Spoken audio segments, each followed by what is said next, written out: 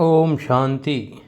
14 अक्टूबर 2024 प्रातः मुरली। ओम शांति। बापदादा मधुबन। मीठे बच्चे, हियर नो इविल। यहाँ तुम सत्संग में बैठे हो, तुम्हें मायावी कुसंग में नहीं जाना है। कुसंग लगने से ही संशय के रूप में घुटके आते हैं। प्रश्न, इस समय किसी भी मनुष्य को स्पिरिचुअल नहीं कह सकते हैं, क्यों? उत्तर, क्योंकि सभी देह अभिमानी है। देह अभिमान वाले स्पिरिचुअल कैसे कहला सकते हैं? स्पिरिचुअल फादर तो एक ही है, निराकार बाप है, जो तुम्हें भी देही अभिमानी बनने की शिक्षा देते हैं। सुप्रीम का टाइटल भी एक बाप को ही दे सकते हैं। बाप के सिवाय सुप्रीम कोई भी कहला नहीं सकते। ओम शांति। बच्चे, जब यहाँ बैठते हो तो जानते हो बाबा हमारा बाबा भी है, टीचर भी है और सद्गुरु भी है। तीन की दरकार रहती है, पहले बाप, फिर पढ़ाने वाला टीचर और फिर पिछाड़ी में गुरु। यहाँ याद भी ऐसे करना है क्योंकि नई बात है ना। बेहद का बाप भी है, बेहद का माना सबका। यहाँ जो भी आएंगे कहेंगे यह स्मृति में लाओ। इसमें किसी को संशय हो तो हाथ उठाओ। ये वंडरफुल बात है ना। जन्म जन्मांतर कभी ऐसा कोई मिला होगा जिसको तुम बाप, टीचर, सद्गुरु समझो, सो भी सुप्रीम। बेहद का बाप, बेहद का टीचर, बेहद का सद्गुरु, ऐसा कभी कोई मिला? सिवाय इस पुरुषोत्तम संगम युग के कभी मिल न सके। इसमें कोई को संशय हो तो हाथ उठाओ। यहाँ सब निश्चय बुद्धि होकर बैठे हैं। मुख्य है ही यह तीन। बेहद का बाप नॉलेज भी बेहद की देते हैं। बेहद की नॉलेज तो यह एक ही है। हद की नॉलेज तो तुम अनेक पढ़ते आए हो। कोई वकील बनते हैं, कोई सर्जन बनते हैं, कोई यहाँ तो डॉक्टर, जज, वकील आदि सब चाहिए ना। वहाँ तो दरकार नहीं, वहाँ दुख की कोई बात ही नहीं। तो अब बाप बैठ बेहद की शिक्षा बच्चों को देते हैं। बेहद का बाप ही बेहद की शिक्षा देते हैं। फिर आधा कल्प कोई शिक्षा तुमको पढ़ने की नहीं है। एक ही बार शिक्षा मिलती है जो 21 जन्मों के लिए फलीभूत होती है, अर्थात उनका फल मिलता है। वहाँ तो डॉक्टर, बैरिस्टर, जज आदि होते नहीं। यह तो निश्चय है ना। बरोबर ऐसे है ना। वहाँ दुख होता नहीं, कर्मभोग होता नहीं। बाप कर्मों की गति बैठ समझाते हैं। वह गीता सुनाने वाले क्या ऐसे सुनाते हैं? बाप कहते हैं, मैं तुम बच्चों को राजयोग सिखाता हूँ। उसमें तो लिख दिया है, श्री कृष्ण भगवान वाच, परंतु वह है दैवी गुणों वाला मनुष्य। शिव बाबा तो कोई नाम धरते नहीं, उनका दूसरा कोई नाम नहीं। बाप कहते हैं, मैं यह शरीर लोन लेता हूँ। यह शरीर रूपी मकान हमारा नहीं है, यह भी इनका मकान है। खिड़कियाँ आदि सब है। तो बाप समझाते हैं, मैं तुम्हारा बेहद का बाप अर्थात सभी आत्माओं का बाप हूँ। पढ़ाता भी हूँ आत्माओं को। इनको कहा जाता है स्पिरिचुअल फादर अर्थात रूहानी बाप, और कोई को भी रूहानी बाप नहीं कहेंगे। यहाँ तुम बच्चे जानते हो यह बेहद का बाप है और स्पिरिचुअल कॉन्फ्रेंस हो रही है। वास्तव में स्पिरिचुअल कॉन्फ्रेंस तो है ही नहीं। वह तो सच्चे स्पिरिचुअल है नहीं, देह अभिमानी है। बाप कहते हैं, बच्चे देही अभिमानी भव, देह का अभिमान छोड़ो। ऐसे थोड़े ही किसी को कहेंगे। स्पिरिचुअल अक्षर अभी डालते हैं, आगे सिर्फ रिलीजियस कॉन्फ्रेंस कहते थे। स्पिरिचुअल का कोई अर्थ नहीं समझते हैं। स्पिरिचुअल फादर अर्थात निराकारी फादर। तुम आत्माएं हो स्पिरिचुअल बच्चे। स्पिरिचुअल फादर आकर तुमको पढ़ाते हैं। ये समझ और कोई में हो न सके। बाप खुद बैठ बतलाते हैं कि मैं कौन हूँ। गीता में यह नहीं है मैं तुमको बेहद की शिक्षा देता हूँ। इसमें वकील, जज, सर्जन आदि की दरकार नहीं, क्योंकि वहाँ तो एकदम सुख ही सुख है, दुख का नाम निशान नहीं होता। यहाँ फिर सुख का नाम निशान नहीं है। इसी को कहा जाता है प्रायलोक। सुख तो काकविष्टा समान है।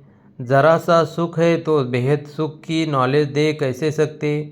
पहले जब देवी देवताओं का राज्य था तो सत्यता 100% थी। अभी तो झूठ ही झूठ है। यह है बेहद की नॉलेज। तुम जानते हो, यह मनुष्य सृष्टि रूपी झाड़ है, जिसका बीज रूप मैं हूँ। उनमें झाड़ की सारी नॉलेज है। मनुष्यों को यह नॉलेज नहीं है। मैं चैतन्य बीज रूप हूँ। मुझे कहते ही है ज्ञान का सागर। ज्ञान से सेकंड में गति सद्गति होती है। मैं हूँ सबका बाप। मुझे पहचानने से तुम बच्चों को वर्षा मिल जाता है, परंतु राजधानी है ना। स्वर्ग भी मर्तबे तो नंबरवार बहुत है। बाप एक ही पढ़ाई पढ़ाते हैं, पढ़ने वाले तो नंबरवार ही होते हैं। इसमें फिर और कोई पढ़ाई की दरकार नहीं रहती। वहाँ कोई बीमार होता नहीं। पाई पैसे की कमाई के लिए पढ़ाई नहीं पढ़ते। तुम यहाँ से बेहद का वर्षा ले जाते हो, वहाँ यह मालूम नहीं पड़ेगा कि यह पद हमको कोई ने दिलाया है। यह तुम अभी समझते हो। हद की नॉलेज तो तुम पढ़ते आए हो। अब बेहद की नॉलेज पढ़ाने वाले को देख लिया, जान लिया। जानते हो बाप भी है, टीचर भी है, आकर हमको पढ़ाते हैं। सुप्रीम टीचर है, राजयोग सिखलाते हैं। सच्चा सद्गुरु भी है। यह है बेहद का राजयोग। वह बैरिस्टरी डॉक्टरी ही सिखलाएंगे, क्योंकि यह दुनिया ही दुख की है। वह सब है हद की पढ़ाई। यह है बेहद की पढ़ाई। बाप तुमको बेहद की पढ़ाई पढ़ाते हैं। यह भी जानते हो बाप टीचर सद्गुरु कल्प कल्प आते हैं, फिर यह पढ़ाई पढ़ाते हैं सतयुग त्रेता के लिए। फिर प्रायलोप हो जाता है, सुख की प्रारब्ध पूरी हो जाती है। ड्रामा अनुसार यह बेहद का बाप बैठ समझाते हैं। उनको ही पतित पावन कहा जाता है। श्री कृष्ण को तुम्हें माता च पिता व पतित पावन कहेंगे क्या? इनके मर्तबे और उनके मर्तबे में रात दिन का फर्क है। अब बाप कहते हैं मुझे पहचानने से तुम सेकंड में जीवन मुक्ति पा सकते हो। अब श्री कृष्ण भगवान अगर होता तो कोई भी झट पहचान ले। श्री कृष्ण का जन्म कोई दिव्य अलौकिक नहीं गाया हुआ है, सिर्फ पवित्रता से होता है। बाप तो कोई के गर्भ से नहीं निकलते हैं। समझाते हैं मीठे मीठे रूहानी बच्चों, रूह ही पढ़ती है। सब संस्कार अच्छे व बुरे रूह में रहते हैं। जैसे जैसे कर्म करते हैं उस अनुसार उन्हें शरीर मिलता है। कोई बहुत दुख भोगते हैं, कोई काने, कोई बहरे होते हैं। कहेंगे पास्ट में ऐसे कर्म किए हैं जिसका यह फल है। आत्मा के कर्म अनुसार ही रोगी शरीर आदि मिलता है। अभी तुम बच्चे जानते हो, हमको पढ़ाने वाला है God father, God teacher, God preceptor है। उसको कहते हैं गॉड परम आत्मा। उसको मिलाकर परमात्मा कहते हैं, सुप्रीम सोल। ब्रह्मा को तो सुप्रीम नहीं कहेंगे। सुप्रीम अर्थात ऊंच ते ऊंच, पवित्र ते पवित्र। मर्तबे तो हर एक के अलग अलग है। श्री कृष्ण का जो मर्तबा है वह दूसरे को मिल नहीं सकता। प्राइम मिनिस्टर का मर्तबा दूसरे को थोड़े ही देंगे। बाप का भी मर्तबा अलग है। ब्रह्मा विष्णु शंकर का भी अलग है। ब्रह्मा विष्णु शंकर देवता है, शिव तो परमात्मा है। दोनों को मिलाकर शिव शंकर कैसे कहेंगे? दोनों अलग अलग है ना। न समझने के कारण शिव शंकर को एक देते हैं, कह देते हैं, नाम भी ऐसे रख देते हैं। यह सब बातें बाप ही आकर समझाते हैं। तुम जानते हो, यह बाबा भी है, टीचर भी है, सद्गुरु भी है। हर एक मनुष्य को बाप भी होता है, टीचर भी होता है और गुरु भी होता है। जब बूढ़े होते हैं तो गुरु करते हैं। आजकल तो छोटेपन में ही गुरु करा देते हैं। समझते हैं अगर गुरु नहीं किया तो अवज्ञा हो जाएगी। आगे 60 वर्ष के बाद गुरु करते थे, वह होती है वानप्रस्थावस्था। निर्माण अर्थात वाणी से परे, स्वीट साइलेंस होम, जिसमें जाने के लिए आधा कल्प तुमने मेहनत की है, परंतु पता ही नहीं तो कोई जा नहीं सकते। किसी को रास्ता बता कैसे सकते? एक के सिवाय तो कोई रास्ता बता न सके। सबकी बुद्धि एक जैसी नहीं होती है। कोई तो जैसे कथाएं सुनते हैं, फायदा कुछ नहीं, उन्नति कुछ नहीं। तुम अभी बगीचे के फूल बनते हो, फूल से कांटे बन, अब फिर कांटे से फूल बाप बनाते हैं। तुम ही पूज्य फिर पुजारी बने।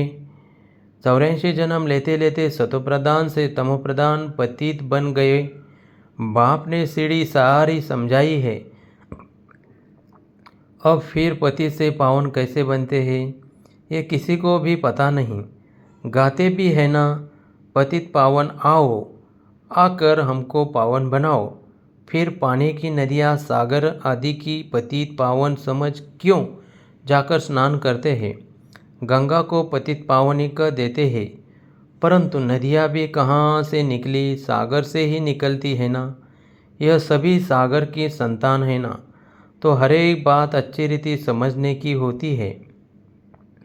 यहाँ तो तुम बच्चे सत्संग में बैठे हो, बाहर कुसंग में जाते हो तो तुमको बहुत उल्टी बातें सुनाएंगे।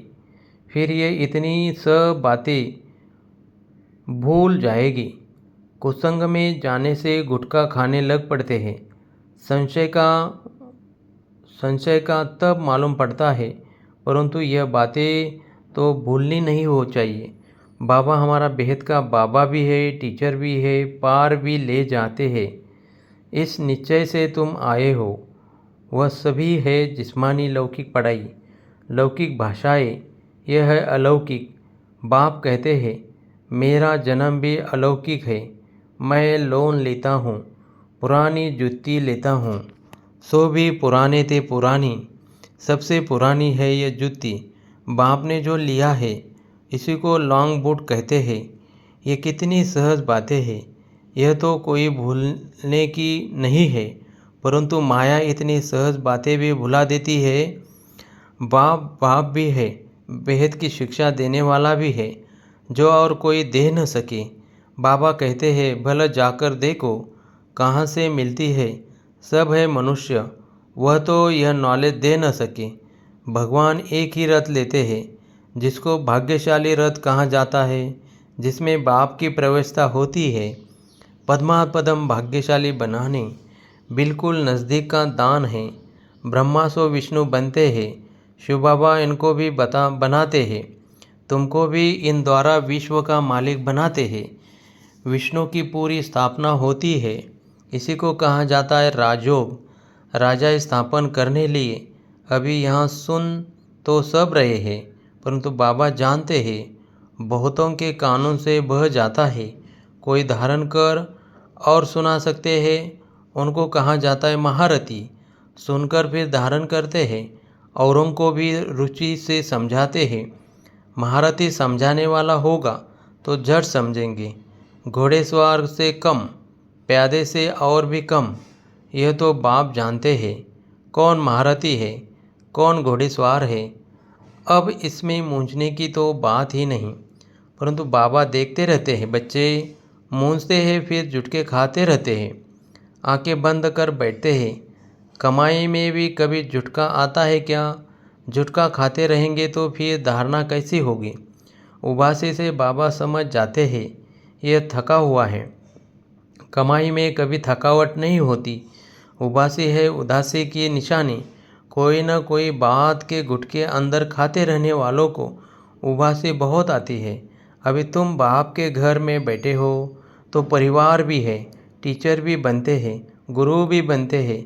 रास्ता बताने के लिए मास्टर गुरु कहाँ जाता है, तो अब बाप का राइट हैंड बनना चाहिए, जो बहुतों का कल्याण कर सकते हैं। धंधे सभी में है नुकसान। बिगड़ धंधे नर से नारायण बनने के, सभी की कमाई खत्म हो जाती है। नर से नारायण बनने का धंधा बाप ही सिखलाते हैं। तो फिर कौन सी पढ़ाई पढ़नी चाहिए? जिनके पास धन बहुत है वह समझते हैं स्वर्ग तो यहाँ ही है। बापू गांधी ने राम राज्य स्थापन किया। अरे दुनिया तो यह पुरानी तमोप्रधान है और ये दुख बढ़ता जाता है। इनको राम राज्य कैसे कहेंगे? मनुष्य कितने बेसमझ बन पड़े हैं। बेसमझ को तमोप्रधान कहा जाता है, समझदार होते हैं सतोप्रधान। यह चक्र फिरता रहता है, इसमें कुछ भी बाप से पूछने का नहीं रहता। बाप का फर्ज है रचता और रचना की नॉलेज देना, वह तो देते रहते हैं। मुरली में सब समझाते रहते हैं, सभी बातों का रिस्पॉन्ड मिल जाता है। बाकी पूछेंगे क्या? बाप के सिवाय कोई समझा ही नहीं सकते तो पूछ भी कैसे सकते?